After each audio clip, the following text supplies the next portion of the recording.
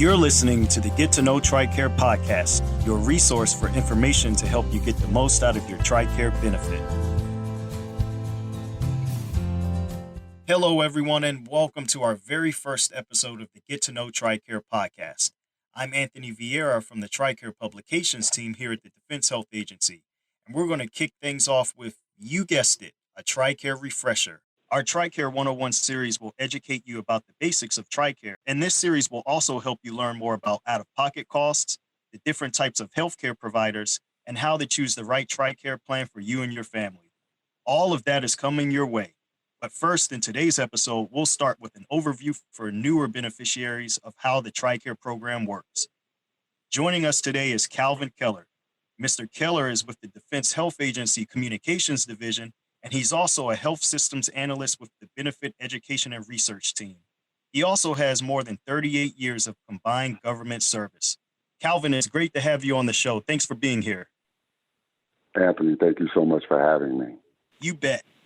So when you talk about TRICARE, Calvin, I think our discussion today will be most helpful for beneficiaries who are new to the TRICARE program. For those who are new, can you provide a brief overview of what the TRICARE program is? Sure. So TRICARE is the Department of Defense Managed Healthcare Program for the eligible beneficiary. It's managed by the Defense Health Agency. TRICARE health plans provide comprehensive coverage for services that are medically necessary and considered proven. There is also a robust pharmacy benefit and options for dental and vision coverage. There are enrollment plans, premium purchase plans, Medicare wraparound coverage, and also dental and vision options. Eligibility for TRICARE coverage is based on information reflected in the Defense Enrollment Eligibility Reporting System, or DEARS for short. Each plan has specific requirements. And Calvin, you bring up a great point. I'm glad you mentioned DEARS because that's where I was going next. Is this how beneficiaries check their eligibility? It most certainly is. So first, TRICARE eligibility is determined by one of the 8 uniformed services. So whether you are active duty, National Guard or Reserve component, a retiree, regular or medically, a Medal of Honor recipient, or a family member. The uniformed services are the sole body responsible for determining your eligibility for benefits. DEARS is the repository in which you can check that information. And who's responsible for making sure that DEARS information is up to date? The sponsor is the ultimate party responsible for ensuring that not just their information, but the information for any eligible family member stays up to date. In the absence of the sponsor, that requirement will fall to the next senior person in that family. For example, it may be the spouse or it could be the oldest child. Great. And is there somewhere beneficiaries can go to learn more about this? If there are any questions about eligibility, these should be directed to the sponsor's personnel division or by calling the DMDC DEAR Support Office. And very important to make sure that your information in DEARS is updated and you're registered if you haven't done so. So Calvin, two of the most common TRICARE options are TRICARE Prime and TRICARE Select. For beneficiaries who may be on the fence of which one to choose, can you share a little bit about the differences between the two? I certainly will. So TRICARE Prime is a managed care option similar to a health maintenance organization, or HMO for short. With TRICARE Prime, you're assigned a primary care manager who oversees your health. This includes referring you for any specialty care you may need. TRICARE Prime is only available in prime service areas.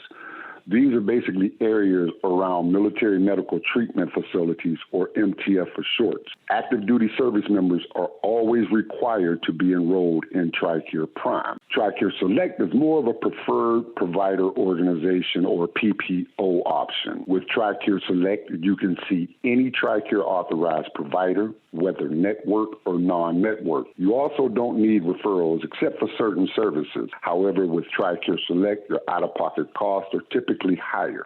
And is TRICARE Select available overseas, or is it just a stateside plan? TRICARE Select is an option available whether stateside or overseas for all beneficiaries other than active duty service members. The good thing with TRICARE Prime, if you're in an available area, is that when you're enrolled to a network provider, they will file your claims for you. If you see a non-network provider, they don't necessarily have to file your claim, so you would need to make sure that happens. The same thing with Select. And as a quick reminder, TRICARE Prime and TRICARE Select are enrollment-based plans. How do premium-based plans differ from the ones we just talked about? So with premium-based plans, these are premium plans that participants are required to pay monthly premiums to support the cost of the plan. Each plan has specific eligibility requirements. So, for example, first you have TRICARE Reserve Select. So this is a plan for those Select Reserve members. You have TRICARE Retired Reserve. This is a plan that is available to our gray area retirees who have not yet reached the age of 60 when they become entitled to full TRICARE benefit. You have TRICARE Young Adult. This plan is for those eligible children who have reached the age of 21 or age 23 if they are a full-time college student and they are no longer eligible for regular TRICARE coverage. And then, although it's not part of the TRICARE program, you have the Continued Healthcare Benefit Program, or CHCBP for short.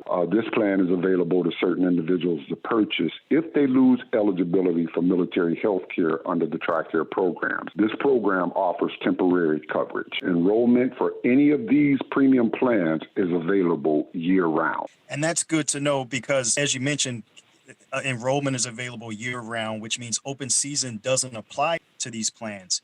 So let's talk a little bit about open season. We know it runs every fall. What can beneficiaries learn? What should they know about open season? Well, TRICARE Annual Open Season is the time of year when beneficiaries who are enrolled in either TRICARE Prime or TRICARE Select can make changes to their plan if they want to. This also applies to anyone enrolled in a dental or vision plan through the Federal Employees Dental and Vision Program, or FEDVIP for short. Both TRICARE and FEDVIP open season is typically Monday of the second full week in November to the Monday of the second full week in December. So be sure to mark your calendars. If you don't want to make changes, you don't need to do anything. However, if you miss open season, you can only make changes if you have a qualifying life event, or QLE. So what are some QLEs? That could be the birth of a child, you moved to a new zip code, you married, or you retired from active duty. But remember, both TRICARE and FEDVIP have QLE requirements, so be sure to check both. So just to be sure, Calvin, that means TRICARE and FEDVIP have different QLEs, or are they the same?